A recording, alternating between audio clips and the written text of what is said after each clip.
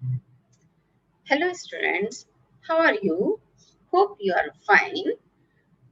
Today we are going to do worksheet number 4 for class 8, subject English. You have to write your name here and the name of class teacher here. Below this you have to write your subject teacher's name. Today we are going to do the lesson Tsunami, which we have started in the last worksheet number 3. बच्चों, अगर आपने वो worksheet नहीं देखी है तो आप playlist में जाकर उसे देख करके समझ लेंगे। और जिन्होंने देखी है, जिन्हें याद है, वो बताएंगे कि क्या do you think tsunami can strike these places? क्या आपको लगता है, क्या आप ऐसा सोचते हैं कि सुनामी इन प्लेसेस पर आ सकती है? राइट यस और नो फॉर ईच पार्ट। अब हर पार्ट के लिए आपको यस और नो लिखना है। तो बच्चों, पिछले चैप्टर में हम लोगों ने क्या पढ़ा था? सुनामी कहाँ आती है? जो कि कोस्टल एरियाज होते हैं, यानी समुद्र के किनारे जो भी एरियाज होते हैं, समुद्र के अंदर सुनामी आती है। तो यहाँ पर कुछ प्लेसेस दे रखे हैं, उनमें आपको बताना है यस और नो, कहाँ पर सुनामी आ सकती है और कहाँ नहीं आ सकती।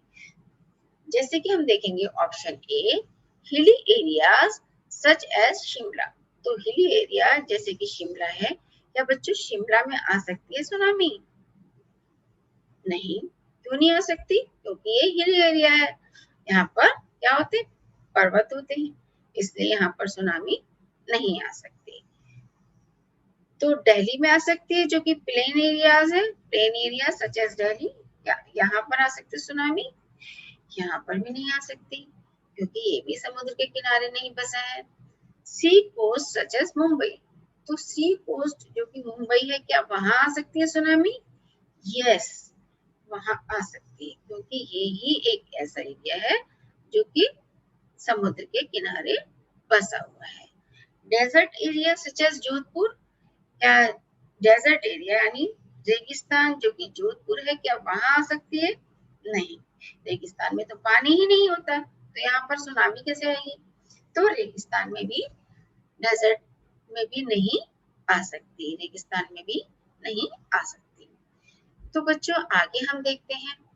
Let us read about another young girl from Andaman and Nicobar island who survived the disaster. बच्चों, पिछली बार हमने 3 केसेस देखे थे कि उन्होंने किस तरह से डिजास्टर को फेस किया था। अब हम एक और केस यहाँ पर देखने जा रहे हैं। एक यंग गर्ल है, छोटी बच्ची है, जो कि उसने अपने आप को डिजास्टर से यानी सुनामी के दौरान में कैसे बचाया, हम उसके बारे में यहाँ पर पढ़ने जा रहे हैं। अलमास जावेद, अलमास जावेद उस लड़की का नाम है, was 10 years old, और ये लड़की कितने साल की बच्चों? 10 साल की। She was a student of Carmel Convent in Port Blair, और जैसे बच्चों आपके स्कूल का नाम है जानकी देवी, SKV जानकी देवी, उसी तरह से ये भी कार्मेल कॉन्वेंट स्कूल था पोर्ट ब्लेयर में, वहां पढ़ती थी। Where her father had a petrol pump, और यही पोर्ट ब्लेयर में ही उसके फादर का एक पेट्रोल पंप था। Her mother Rahila's home was नार्कोरेल आइलैंड, और उसके मदर्स का जो होम था वो नानकोवरी आइलैंड में था, यानी उसकी नानी का घर कहाँ पर था? नानकोवरी आइलैंड में। The family had gone there to celebrate Christmas, और वहीं पर पूरी फैमिली क्रिसमस सेलिब्रेट करने गई हुई थी। When the tremors came early in the morning, और जब ट्रेमर्स अर्ली मॉर्निंग में आए, ट्रेमर्स बच्चों हम लोगों ने पिछले बार भी पढ़ा था, ट्रेमर्स क्या होते हैं? भूकंप के झटके। तो जब ट्रेमर्स आ रहे थे अर्ली मॉर्निंग में, उसी समय क्या हुआ? द फैमिली वाज स्लीपिंग, और समय फैमिली सो रही थी। Almas father saw the sea water recede, और अल्मास फादर ने देखा कि सी वाटर क्या हो रहा है, रिसीड हो रहा है, यानी धीरे धीरे वापस जा रहा है। He understood that the water would come rushing back with great force.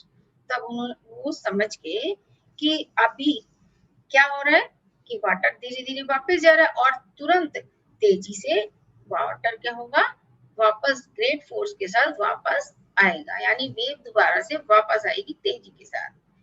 He woke everyone up and tried to rush them to a safer place.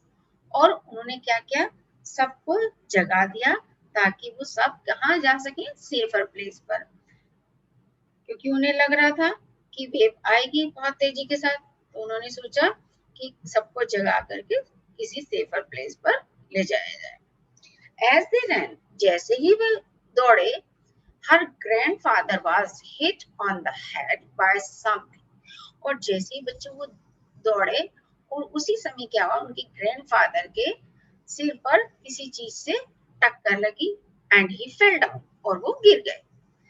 Her father runs to help him, और इस condition में क्या हुआ, उसके जो father थे, अल्मास के जो फादर थे, वो अपने फादर की हेल्प करने के लिए, यानी अल्मास के ग्रैंडफादर की हेल्प करने के लिए दौड़े।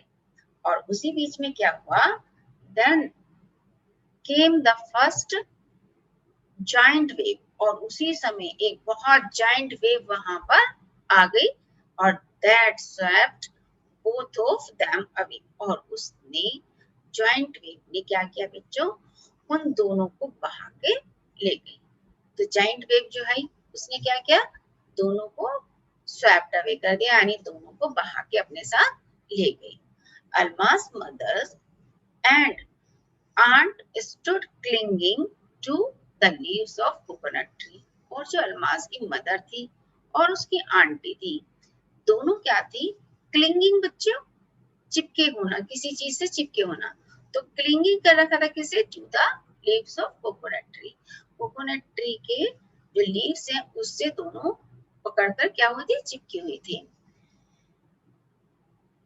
कॉलिंग आउट टू हर, और वो क्या कर रही थी, कॉल आउट होता बच्चे जोर से पुकारना, तो वो जोर जोर से किसको पुकार रही थी, अल्मास।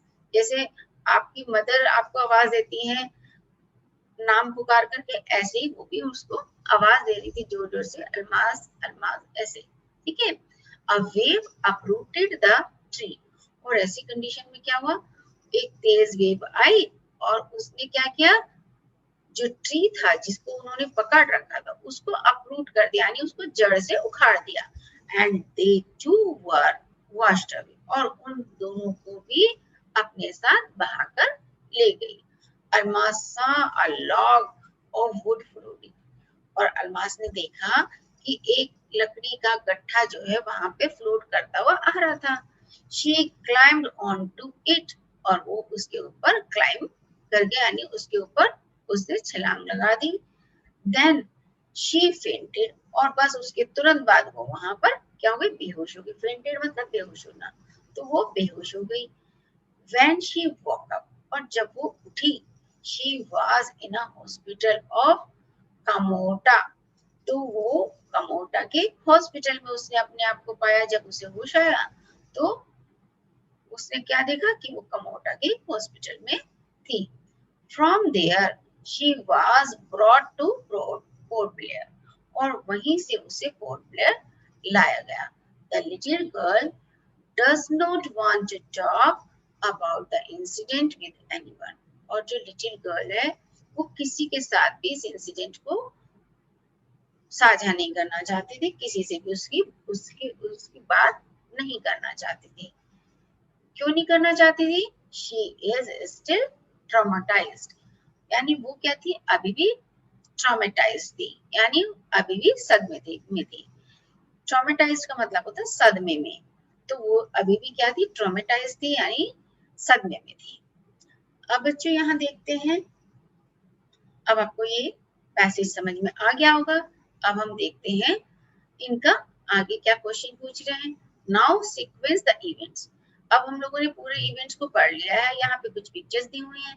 अब हम क्या करेंगे, इनकी सीक्वेंस देखेंगे कि कौन सी सीक्वेंस पहले हुई और कौन सी सीक्वेंस बाद में हुई। ठीक है, तो यहाँ आपको 3 पिक्चर्स दिखाई दे रही हैं बच्चों। तो यहाँ पर देखेंगे कौन सी सीक्वेंस पहले हुई, यानी कौन सा काम पहले हुआ है, कौन सा बाद में हुआ है।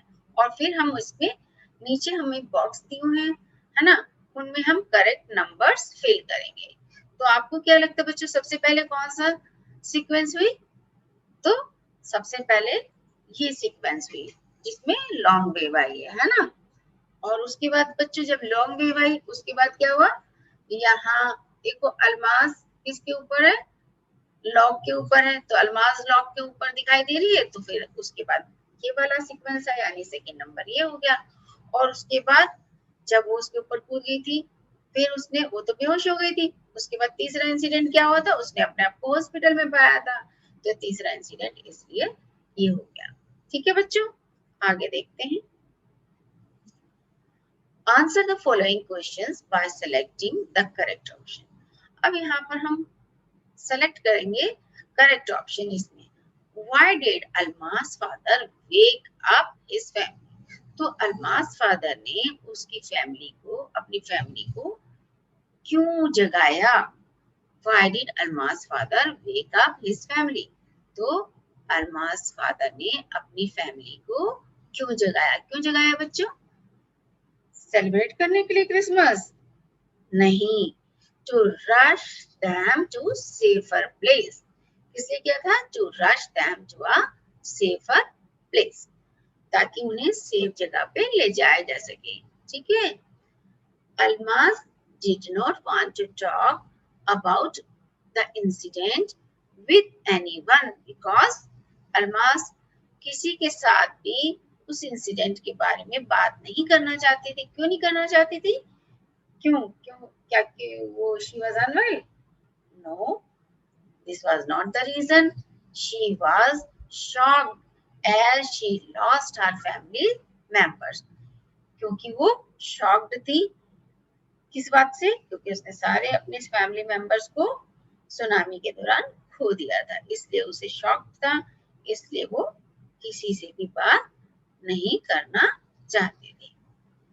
Alma's mother and aunts could not be saved from the tsunami because, तो अल्मास की मदर और उसकी आंटी सुनामी से अपने आप को नहीं बचा सकी। क्यों नहीं बचा सकी, क्या रीजन था?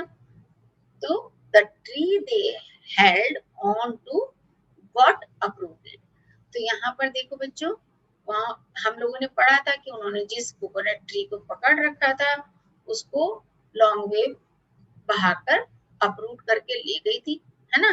तो यही इसमें आएगा कि द ट्री दे हेल्ड, यानी जिस ट्री को उन लोगों ने पकड़ रखा था उसी को वेव क्या कर गई, ले गई थी, अपरूट कर दिया था, यानी जड़ से उखाड़ दिया था। ठीक है बच्चों, अब आगे डी वाला देखते हैं।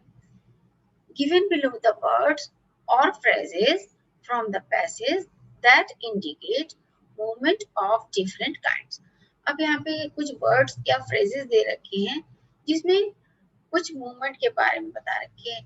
तो यहाँ पर देखो बच्चों, जैसे rushed, swept away, floating, recede, चार वर्ड्स या फ्रेज दे रखे हैं। इनको हमें क्या करना है, put them into following 3 categories और कॉलम्स। तो यहाँ पर 3 कॉलम्स बने हुए हैं या कैटेगरीज बनी हुई है।